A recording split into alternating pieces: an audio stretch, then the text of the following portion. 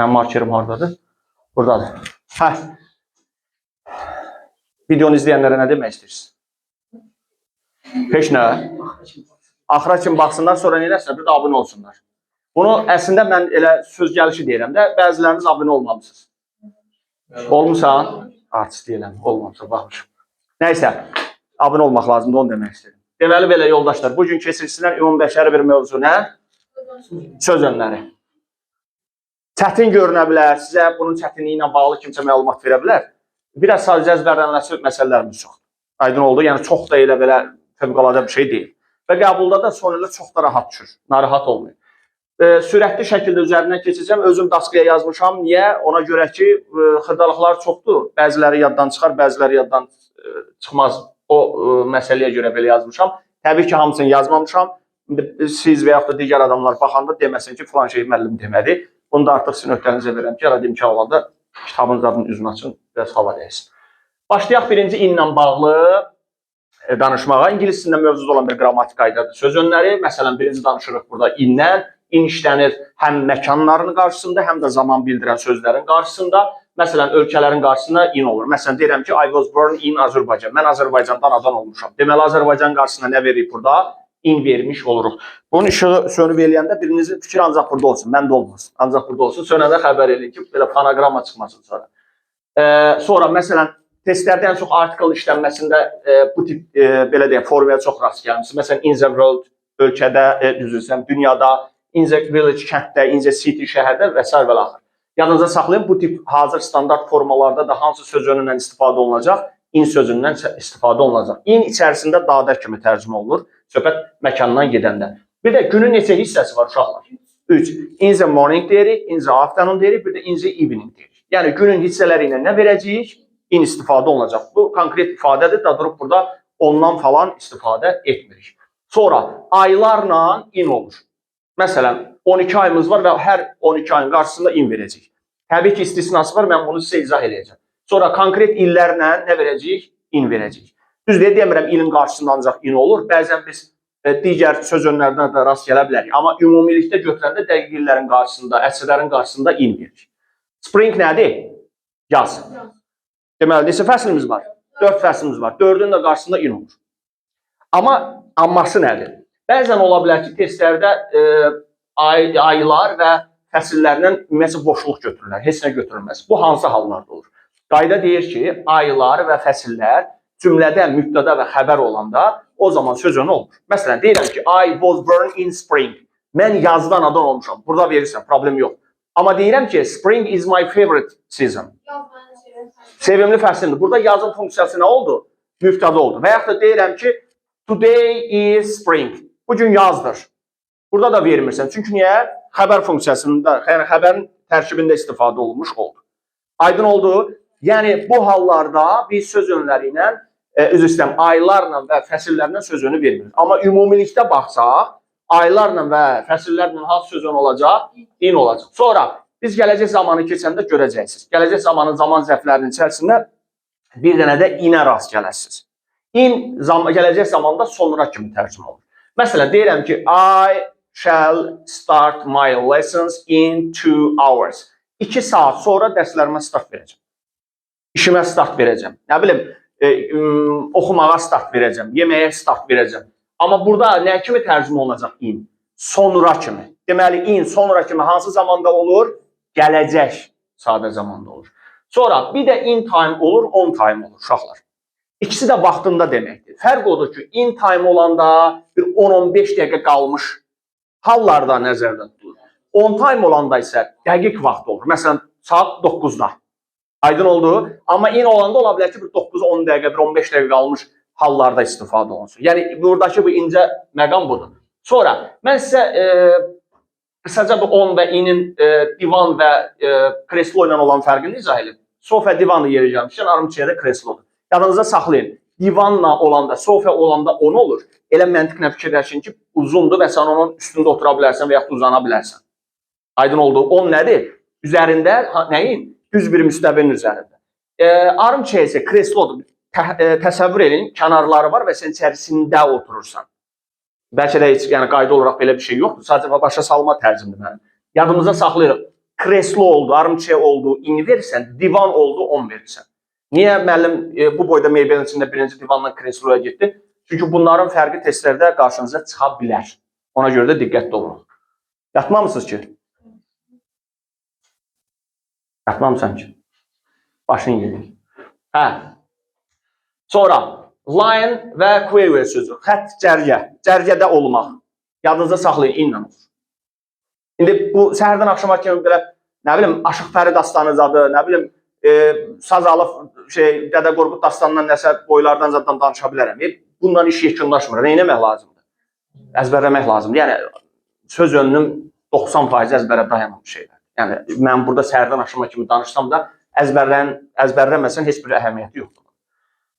Sonra, belə qısaca bir inlə intonu da izah edeyim. In içərisindədir, into içərisindədir. Bax, belə rahat bir şəkildə deyim. Əlimdə marker var. Bax, marker mən cibimdə qoyub danışıramsa ki, cibimdə marker var. Deyirəm ki, there is a marker in my pocket. Cibimdə marker var. In olur.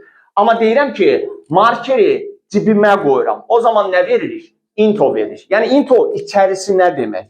Aydın oldu, məsələn, çantama pulumu qoyuram. Məsələn, dəftərimi qoyuram. O zaman nə olur? Into olur. Amma desəm ki, çantamda dəftər var, o zaman nə olur? O zaman in olur. Yəni, inlə intonun bu incə məqam fərqi budur. İzah eləyə bildimmi? Afərən sizə. Bura sonunda qayıdacam, gələk bura. İndi 10 haqqında danışaq. Bu da eynən məkanda da ola bilər, zamanlarda da istifadə oluna bilər. 10 üzərində deməkdir. Məsələn, burada nə var? Demək, bu nə idi? Zıngırov, nəysə, bell, nəsə. Məsələn, var stolun üstündə də deyirsən. Və yaxud da marker stolun üstündə də deyirsən. Yəni, düz bir şeyin üzərində. Table, məsələn, on the table. Yadınızda saxlayın. On the table olanda biz özümüzü nəzərdə tuta bilmirik. Aydın oldu, biz niyə stolun üstündə olaq ki? Stolun üstündə nə olar? Əşya olar, nə bilim, stəkan olar, boşqab olar və yaxud da kompüter olar, dəftər olar, kitab olar. Yəni, o bizim ailə olaraq stolda oturmamız və yaxud da sizin partada oturmanız ondan deyil. Yadınıza saxlayın. On olanda bu olur. Amma sənin və yaxud da sizin partada oturmanız və yaxud da axşam yeməyi olanda ailə olaraq stolun ətrafında toplaşmanız ətlə olur, ətsə table olur. Aydın oldu. Bu incə məqamada xüsusilə fikir verməlisiniz uşaqlar. Elə burada yazmışam. On the table olanda budur. Məsələn, on the table olanda ananızın yeməyi bişirib stolun üstünə qoyduğu vəziyyətdir. Yəni, yemək stolunun üstündədir. Bu ondur. Amma sənin stolda oturmağın onunla deyil. Ətlə olur. Bax, bunu xüsusilə yadınızda saxlayın. Dedim, aylarla nə olur? In. Əgər ayın konkret günündən danışırsansa, o zaman 10 olur. Yəni, bey varsa, o zaman 10 olur. Bunu yadımızda saxlayırıq. Aydın oldu. Sonra, həftənin günləri ilə nə olacaq? 10 olacaq. Məsələn, 10 Friday, 10 Saturday, 10 Sunday və s. Aydın oldu. Deməli, həftənin günləri ilə nə olacaq? 10 istifadə olunacaq. Sonra, belə bir formaya daha çox rast gələsiniz, adamı çaşdırır. Məsələ nədir? Həftənin günü ilə günün hissəsi yan-yana gəlir. Məsələn, günün hissəsi ilə biz in verirdik, həftənin günü ilə 10 veririk. Bu hala rast gəlsəz, bu halla qarşılaşsaz testdə bilin ki, o zaman orada nə olacaq? 10 olacaq.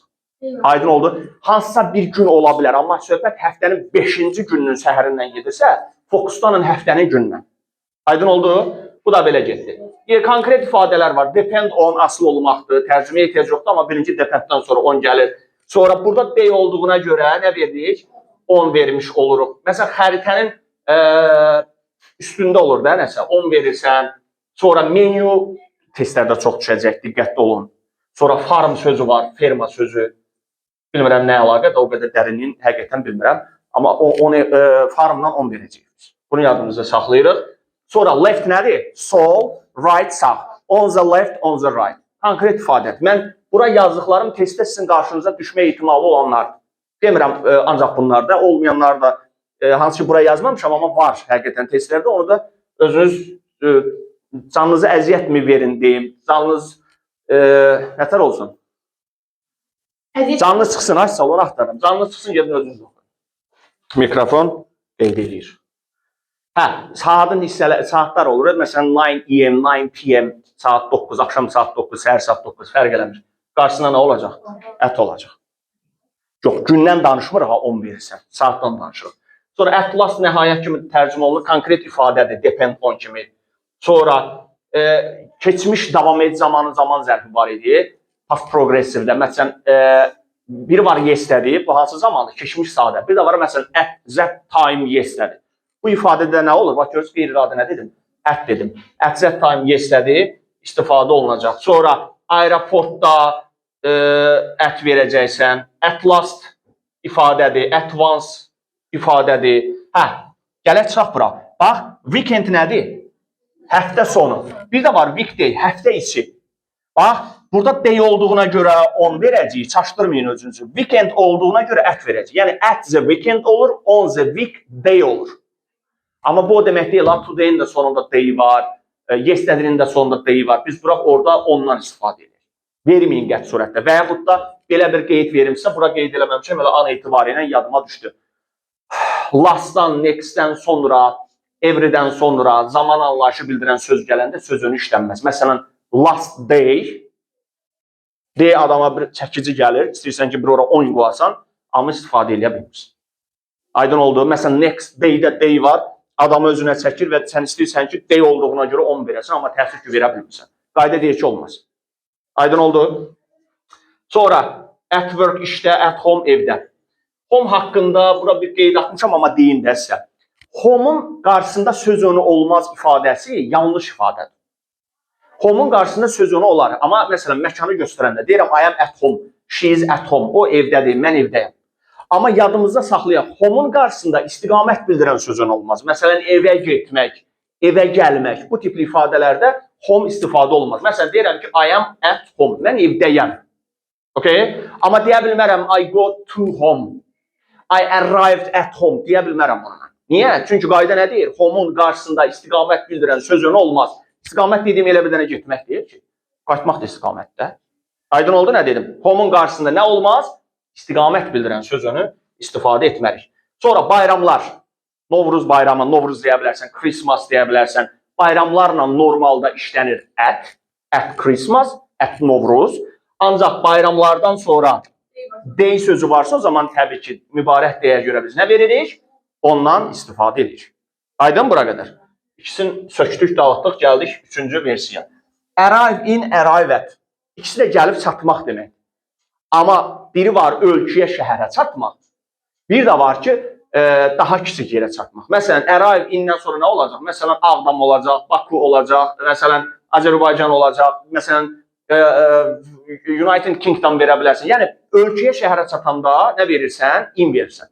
Amma arrive at olanda, məsələn, wedding-ə çata bilərsən, toya çata bilərsən, partiyə çata bilərsən, məsələn, stadiona çata bilərsən, vağzala çata bilərsən, aeroporta çata bilərsən. Məsələn, X aeroportun ərazisi, məsələn, atıram, 15 hektar, 15 hektarına boyda yerdir. Arrive-in verim, xeyr. Çünki hara fırlatsan nədir bu? Aeroport. Ölkə deyil, şəhər deyil. Aydın oldu. Deməli, arrive in hara çatmaqdır? Böyük yerə çatmaqdır. Yəni, böyük deyəndə daha metri götürüb hektar ölçməyin. Aydın oldu. Ölkəyə, şəhərə çatırıq. Aydındır filan. Arada başım gedir. Arrive at aydın oldu. Bir də get to da çatmaqdır. Ümumiyyətcə çatmaq. Sizi çaşdırmaq üçün diqqətli olun. Arrive to verəcəklər. Siz nə kimi? Deyirdimi, iç, ən-naza görəsiz, vanaza görəsiz götürməyin. İkinci tərəfləri qarşılar. Yəni, arrive to deyə bir qayda yoxdur İngiliscində. Ya arrive in var, ya da arrive at var. Yeri gəlmişkən, arrive at home deyə bilərəm. Kiçik yer də home. Niyə deyəm biləm? Çünki istiqamət. Sadəcə arrive home deyə bilirik. Bax, testdə düşəcək. Arrive at home düşünürsən, çünki arrive atla kiçik yerə çatırsan. Amma məsələ odur ki, home'un önündə istiqamət olmaz. Ona görə sadəcə arrive'dan sonra boşluq qoyursan. Harada? Home'un qarşısında. Hamıya çatdı? Mənim özümə çatmayıb da elə. Bilmirəm. Leave tərk eləmək. Ən çox testlərdə left kimi görəcəksiniz. Keçmiş zaman formasında. For-la olur, ya da boşluq olur. Yəni, heç nə olur. Nə vaxt olur? Məsələn, deyirəm ki, I have left for London.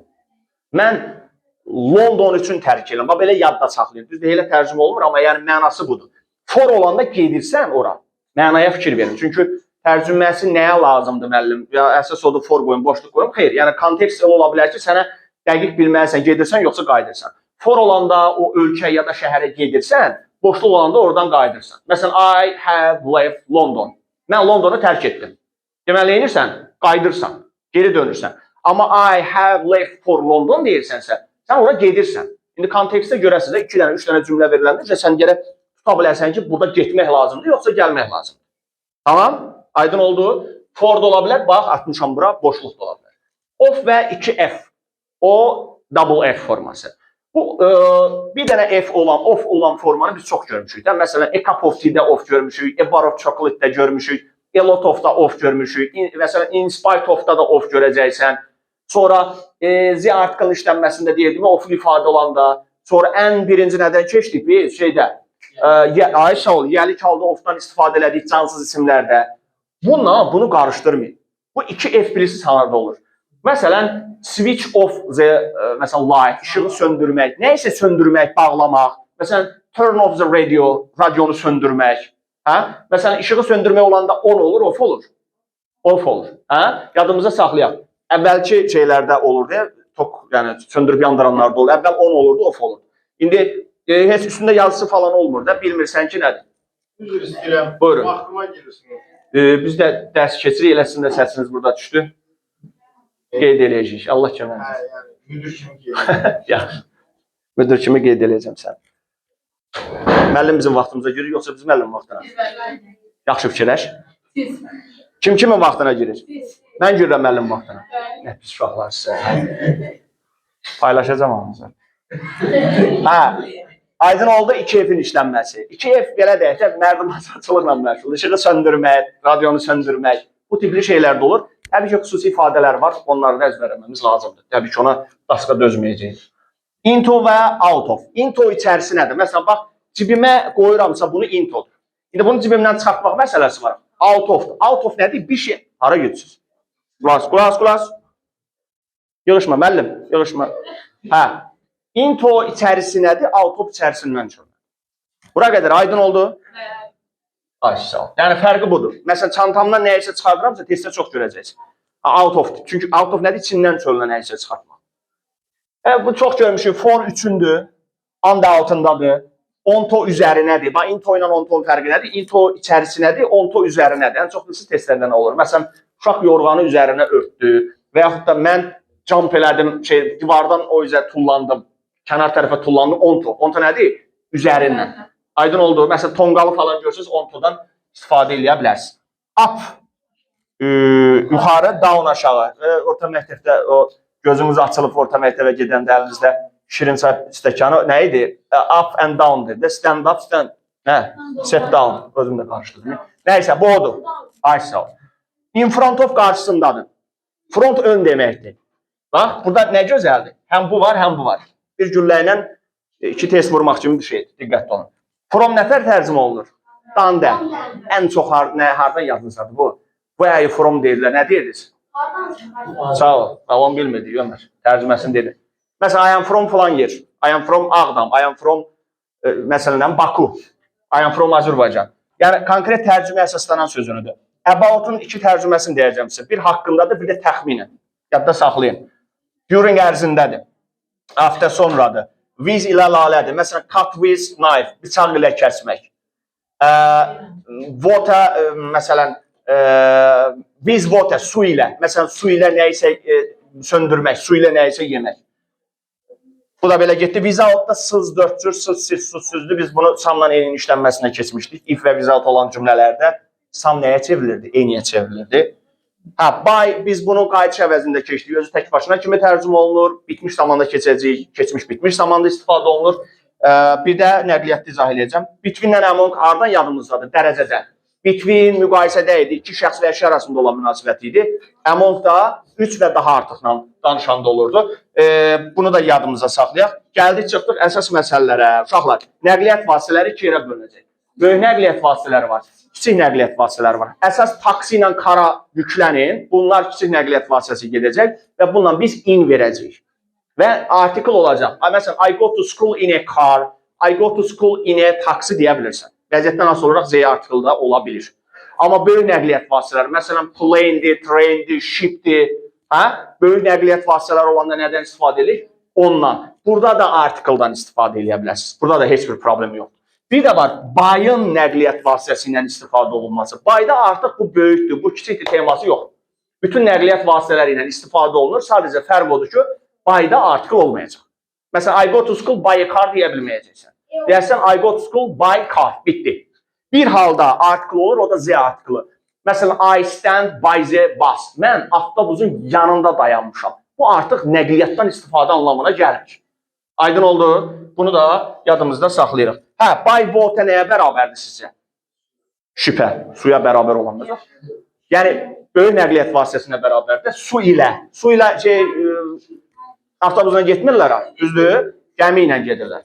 By water ilə biz water-ni də qarışdırmayın. Bax, yadınızda saxlayırıq. Biz nəqliyyatda istifadə olunmur.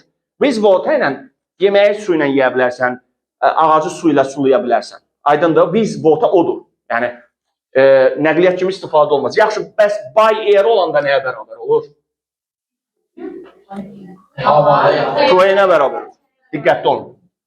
Hiyənin, ziyənin, abroadın qarşısında sözün olmaz. Yoldaşlar, konkret ifadə və son.